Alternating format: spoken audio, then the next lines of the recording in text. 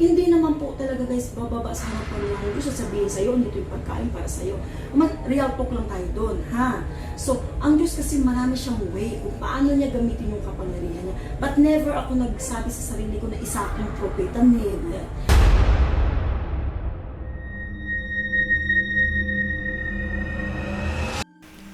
Hello po mga ka-PTV, sa video na ito itatalakayin natin ang pagkagulat ng buong mundo pati Pilipinas apektado sa masasamang pangitain na ito.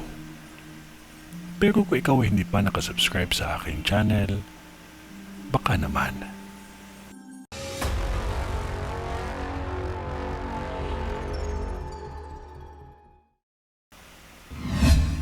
Isang kilalang politiko ang nakikita ko sa vision ko na may mataas na antas sa politika.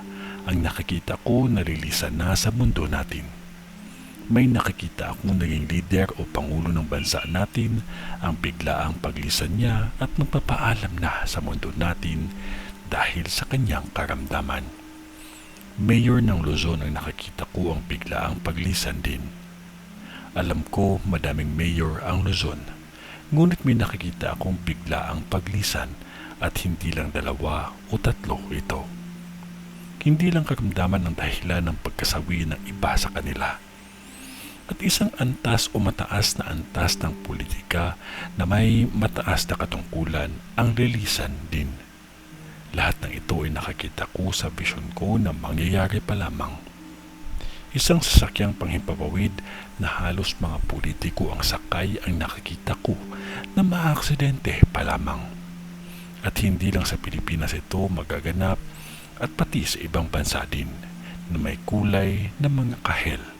At kulay nito may green, black at saka white din.